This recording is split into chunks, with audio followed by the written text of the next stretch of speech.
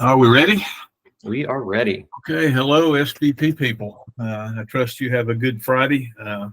This is the only thing that's keeping me away from a wonderful new Chick-fil-A original sandwich that has minnow cheese on it. I don't know if y'all have tried that, but that is the best thing going in the whole world in terms of my humble but highly accurate opinion. So I will not keep you strong from that. Josh and I will take you through this. This is Lunch and Learn.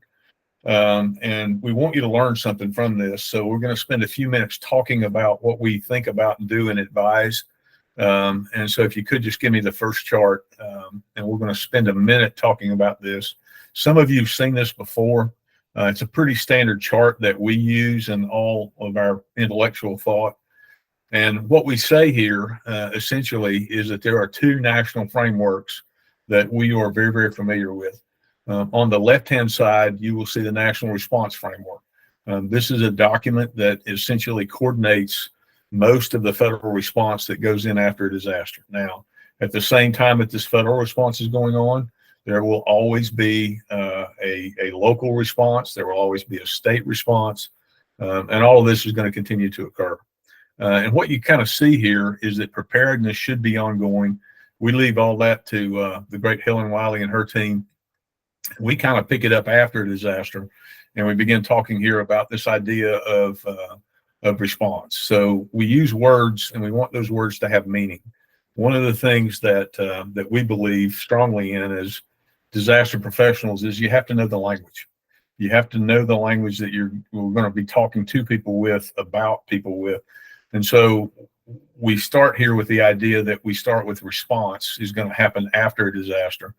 And I would like for you to think in terms of response as life, health, and safety, debris removal, moving things back to a normal state with power, with food, water, all the different things that come with this, communications, etc. And then you have this ugly period with that middle hump in the middle there, the intermediate, when we transition from response to long-term recovery. And the long-term recovery could last for years. All of us here are fully aware of many of the years that we spent working on different recovery programs. If you look in the short term, by and large, that is at the federal level, that's generally going to be a FEMA-led effort, if you will. It'll also have the Small Business Administration, National Flood Insurance people, and lots of people will come in to try to help local citizens. But most of those folks are going to go away. And then we're waiting on HUD to come in with a community development block grant for disaster recovery. This is the long term. If you want to get out of a disaster, generally the best way to get out of a disaster is the community development block grant, because that will at least take you through and get people back into their houses. So let's go to the next chart.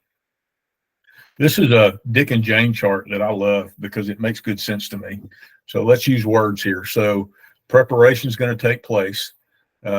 We believe strongly in preparation. As an organization, we believe that it's part of our purpose. And then we have the response phase. Generally, normally, almost always, that response phase will normally last about 6 months to a year. Then we go into the recovery phase. The recovery phase could last for decades.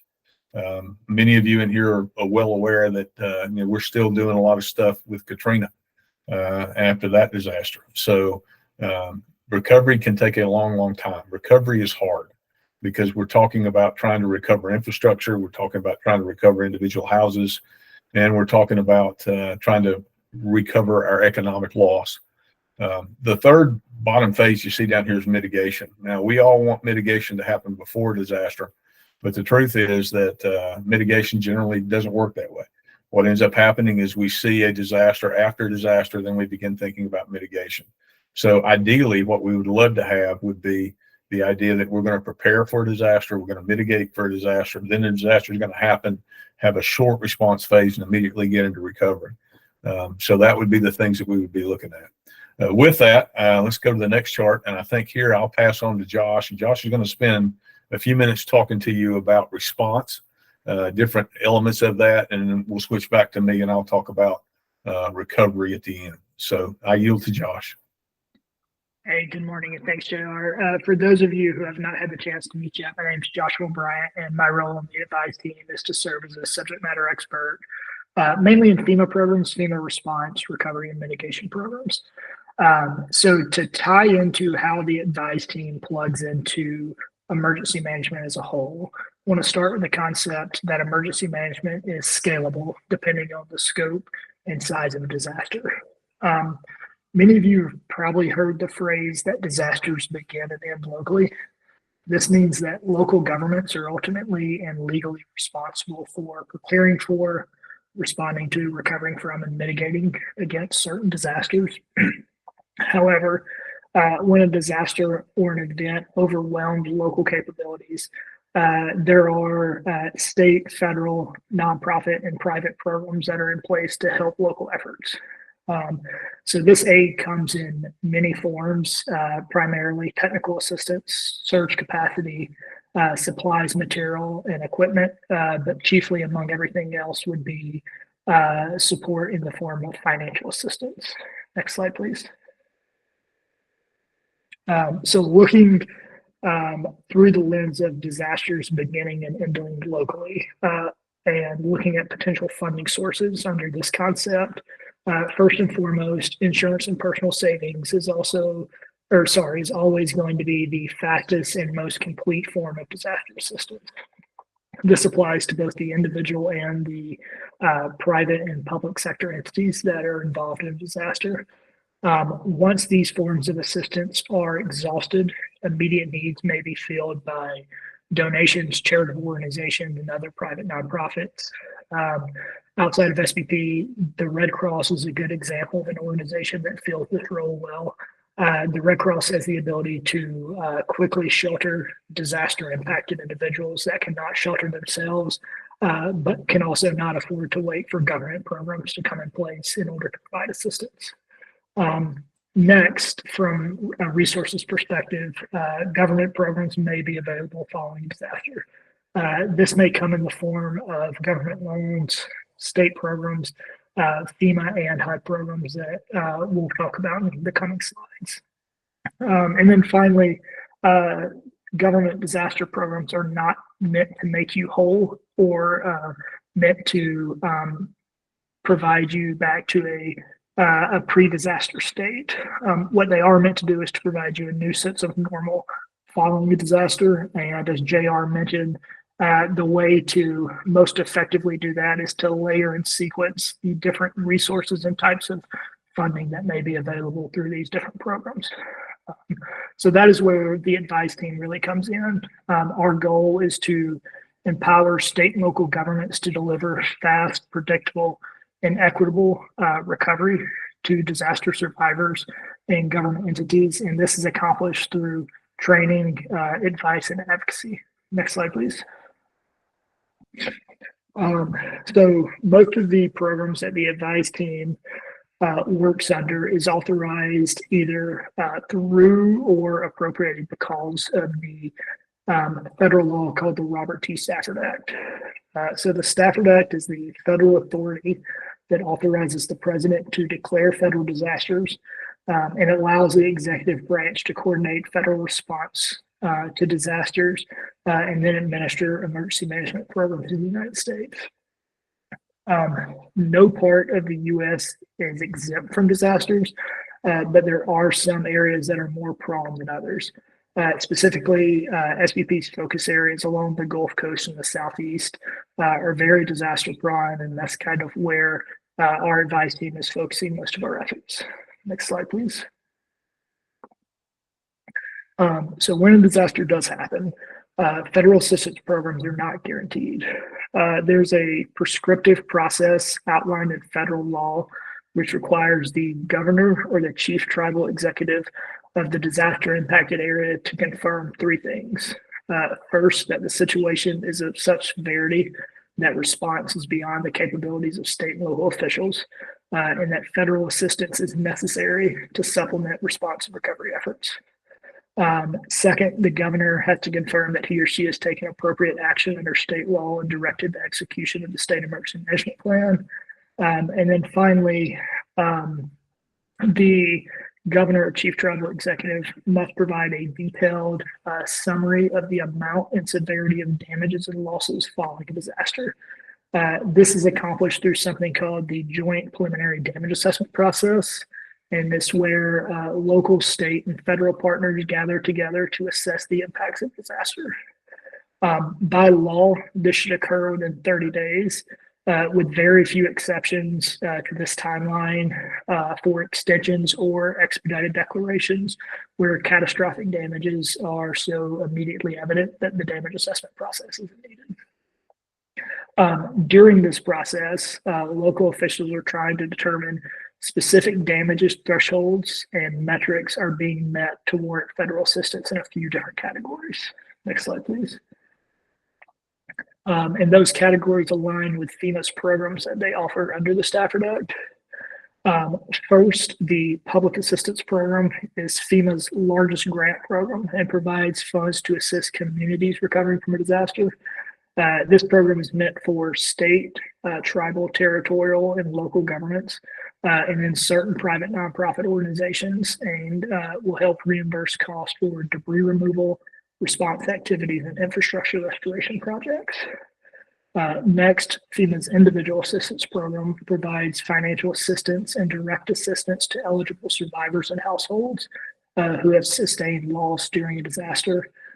This may include housing assistance, other needs assistance, or social service programs like disaster case management or crisis counseling.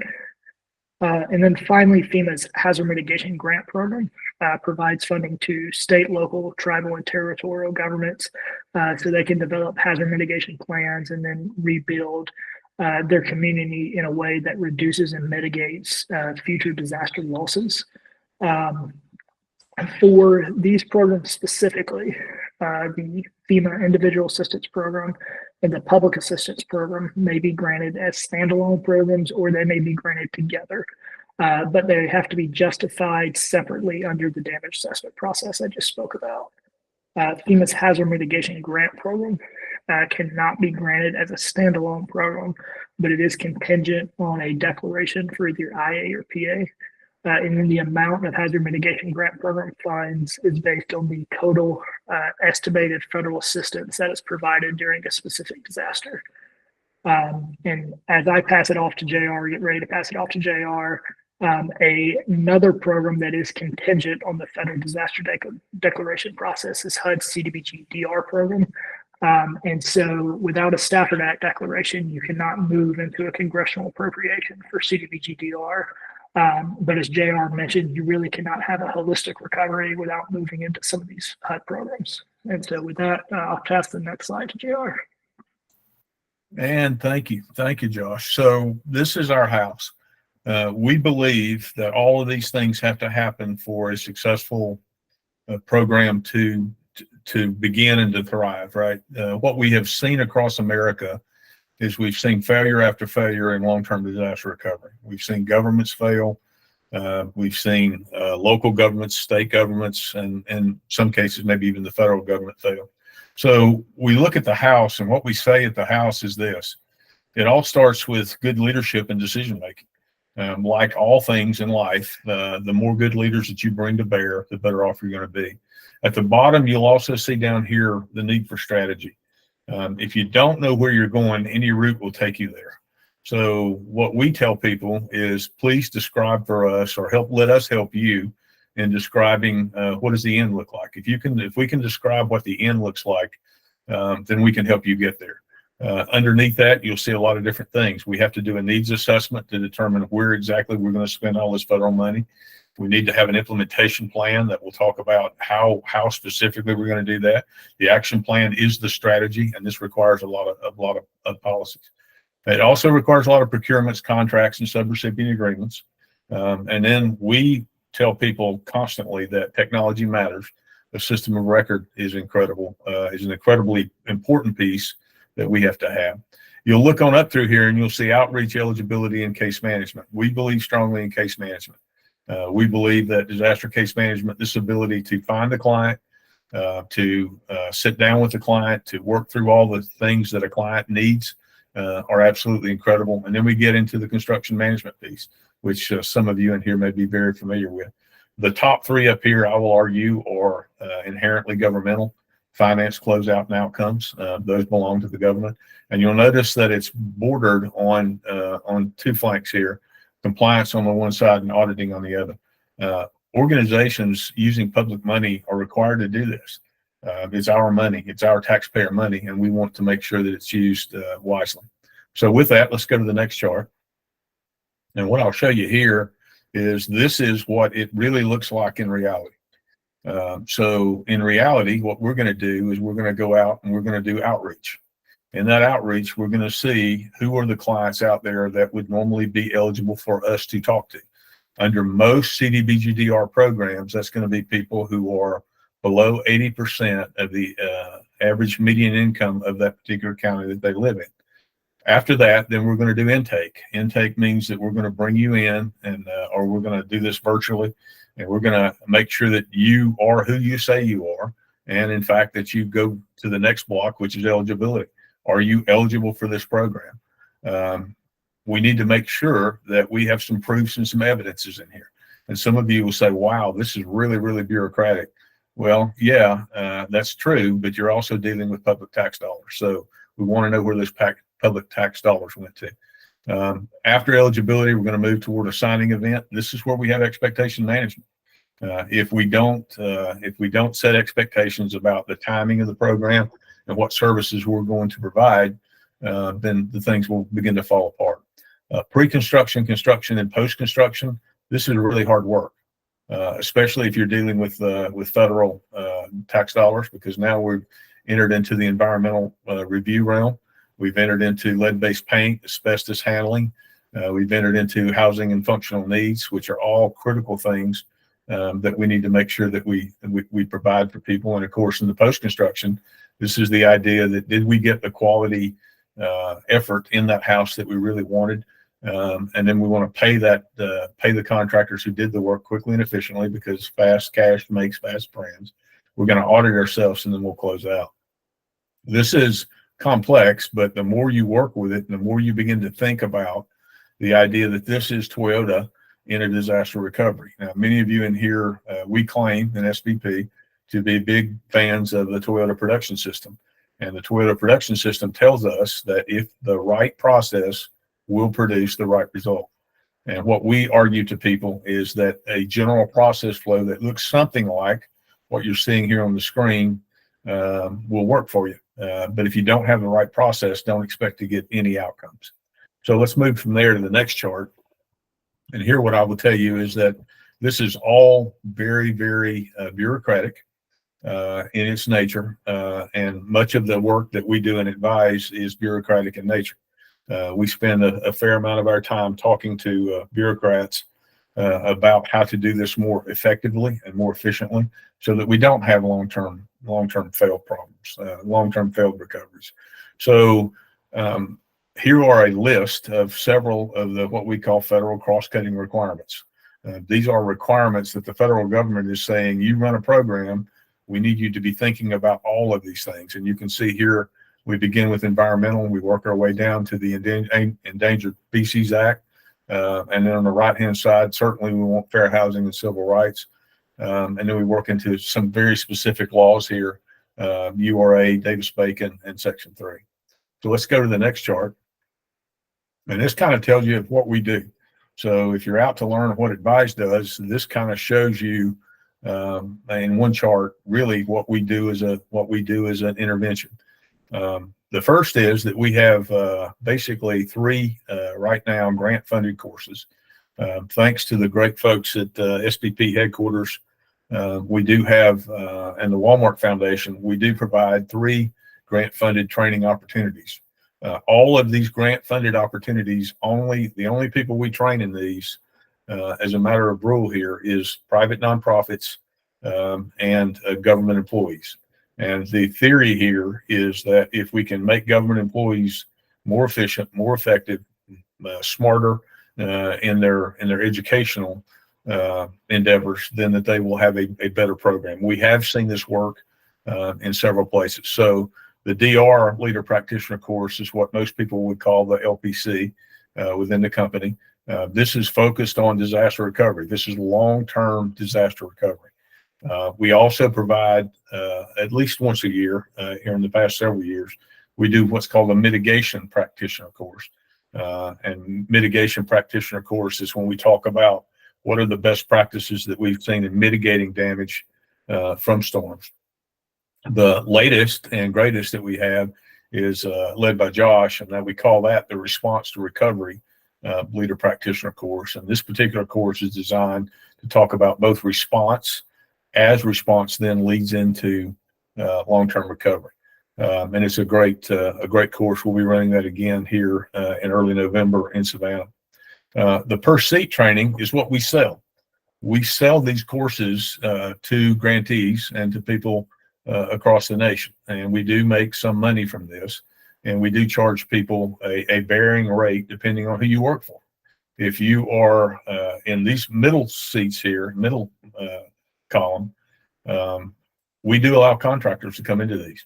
So oftentimes what we found is that contractors love to come to us because we have kind of a corner on the trade skills that are required. So the top of the lineup there is our disaster housing course. This is our construction management course.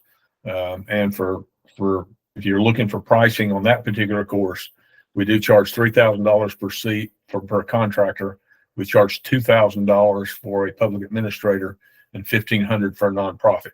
If you're part of the SBP family, we do open up these seats occasionally and allow you to come if you want to come and learn these specific tradecraft skills.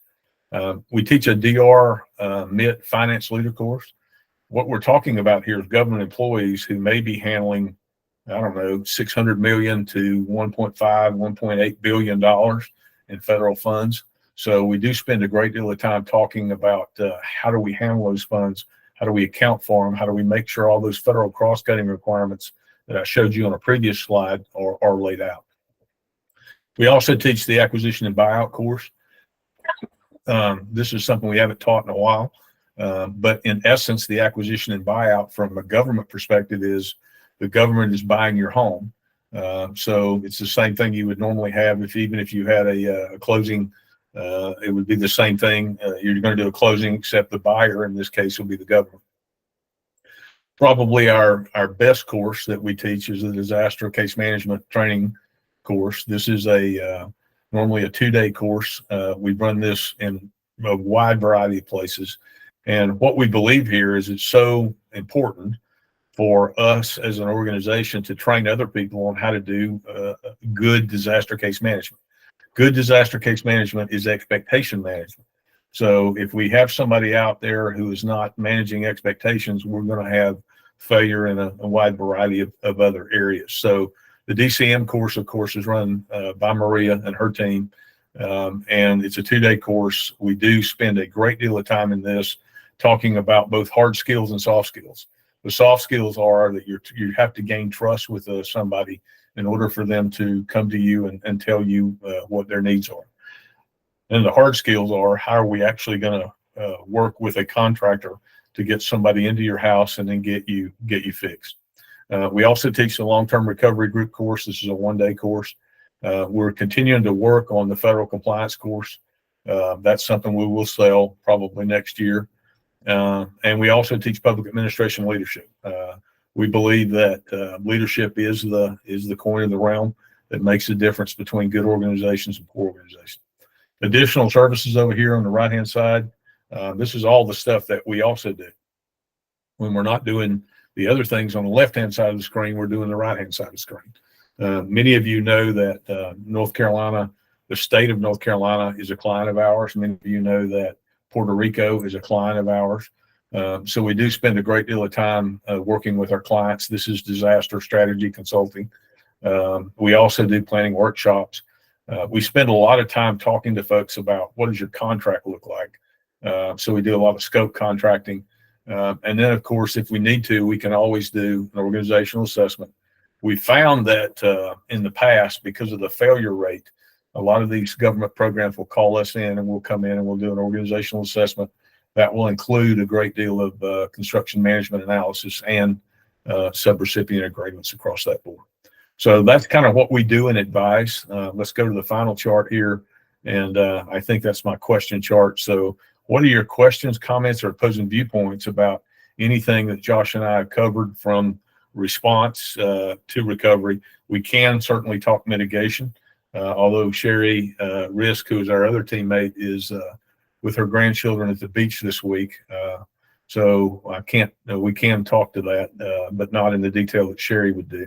And certainly the prepare function is something that I think Helen and her team do a great job with. So if you have a question or a comment or an opposing viewpoint, throw it at us and we'll do our best to answer it.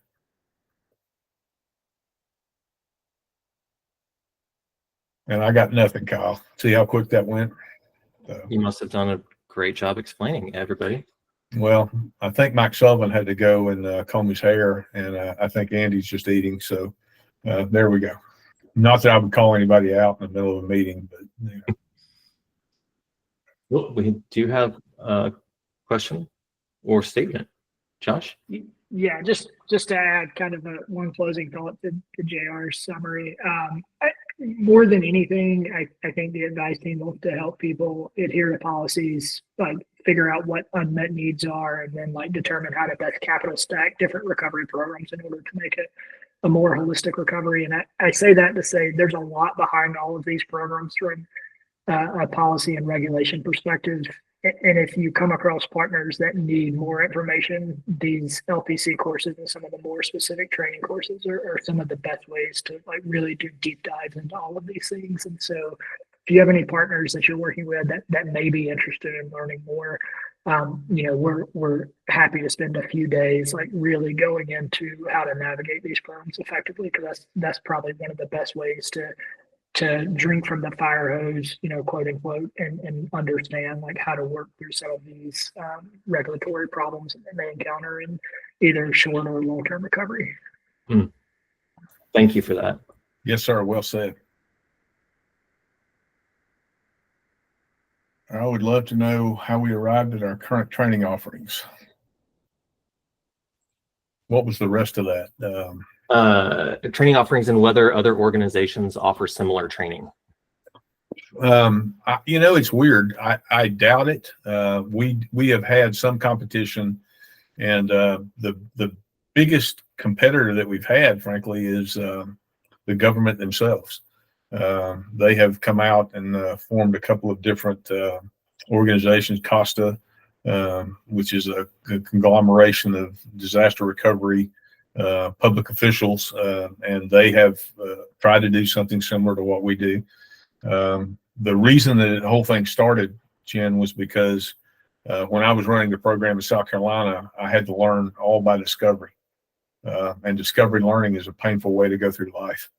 And so I built the course when I first joined the SBP because I wanted to show people all the things that I had learned and all the things that I'd failed at. And how I would have done it better. And after I had a couple of hurricanes under my belt, then we got better and better at it. And I felt like we were then into the best practices category. So that's kind of how this all came about. Later on, we then added mitigation to it, and we added finance to it. And then here recently, of course, with the expertise that Josh brings, we've added the response to recovery piece. So right now, I guess I would argue we're probably the strongest we've ever been at SBP in terms of providing expertise in all four quadrants of emergency management here: prepare, mitigation, response, and recovery. And I'm proud of that. I'm probably most proud of the fact that we've been able to retain a team of high quality experts here for a while, and that makes a difference. JR, I would add that I don't know that anybody's bridging the gap between short and long-term recovery programs either. Like there's people that do financial compliance, there's people that focus just on FEMA programs and just on HUD programs, but there's nobody that's really talking about both at the same time, which I think is something innovative that SBP is trying to do.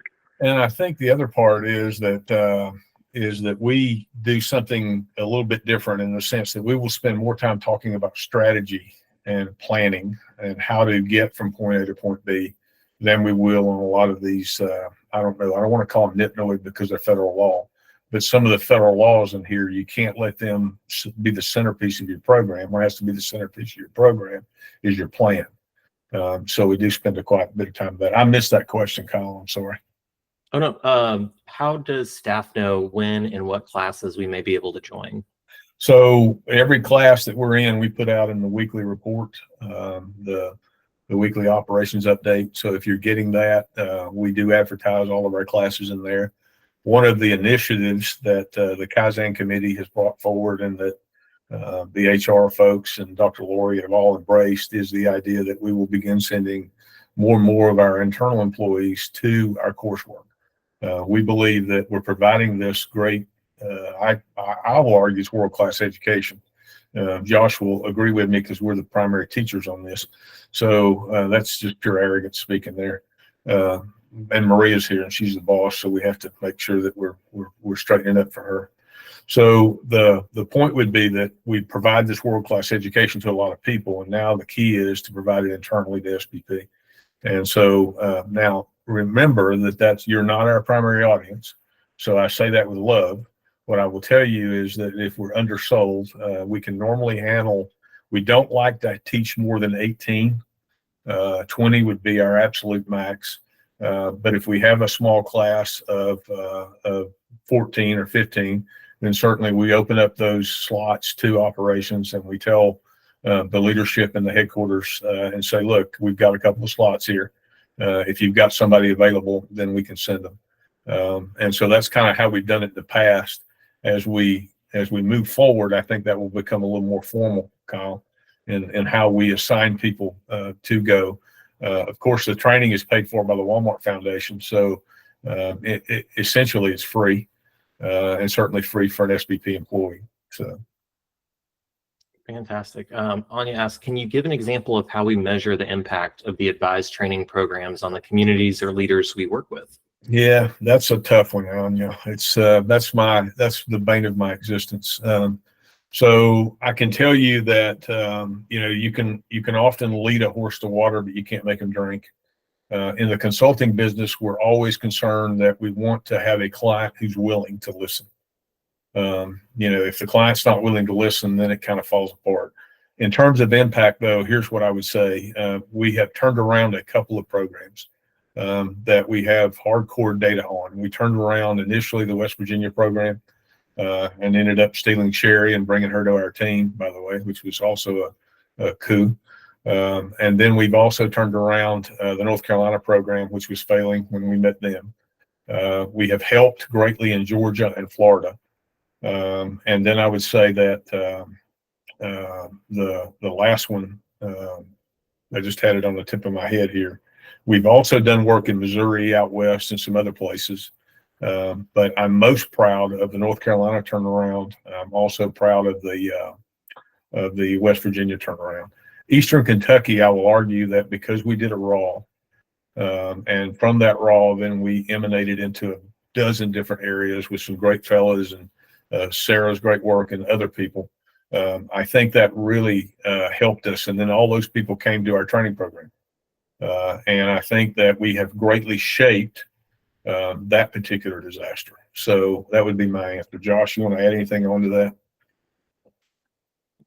The only thing I would add is oftentimes like public officials are not aware of the rules they should be working under. And so while it's hard to measure that, like we're informing them of not having to either break the law or return federal funding because they did something wrong. Yes, sir. It is something that I believe we're like basically being more preventative than additive from a measurement side. Like if somebody doesn't have to return $1 million because they ran a PA program incorrectly, then that's just as beneficial as like being able to say, you built this building using PA dollars. And we've had a lot of talks about the idea that one of the things we really want to do at some point is train elected leaders. We want to train mayors and we want to train city councilmen and people who actually make decisions after a disaster. And we've had a lot of discussions about it, but frankly, we end up with a new disaster on our doorstep, and we kind of lose that. We've also had another initiative that Josh and I are working on, which is to accredit these programs, to get a hardcore accreditation that says you come to these, you can get continuing education credits and hours and things like that. We know we're educationally strong enough to do that, but we don't presently have an accreditation. There was another question, Colin, I missed it. It is, with Helene and Milton recently hitting several geographies, could you share for the wider audience here how previous advised relationships are playing, are informing some of our work in Florida and North Carolina? Yeah, sure. More broadly, how past training attendees play a role in our ability to quickly build partnerships. Yeah, I guess I'm getting older because we've been doing this since 2019, or I've been doing this since 2019. So we have trained somewhere, I don't know, maybe 500, 600 public officials. So they all know us. They all know who we are. They all know what we stand for. And we do field quite a few, what I will call free questions from people that are in the field. And so we've been doing this a while, and in Florida specifically, we know dozens of people down there that have come through our training programs, and it's easy for us then to get up and talk to them on the phone or send them a text or an email and say, how you doing with this? How are you coping? What questions do you have? Is there anything that SBP can help you provide? For North Carolina would be the last example. Of course, they are formerly a client of ours. So we began almost immediately after the disaster in Western North Carolina, talking to them about developing their strategy, about the layouts of that strategy, what they were thinking, how they were going to approach it, and how they're going to operationalize, words on a piece of paper. How are you going to turn that into reality? And I think those relationships really helped in the long run. Josh, anything to add to that?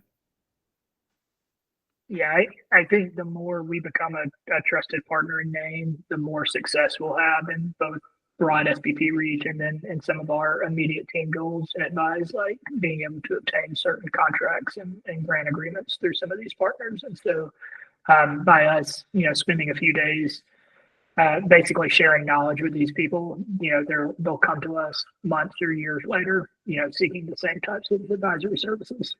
Yeah, well said.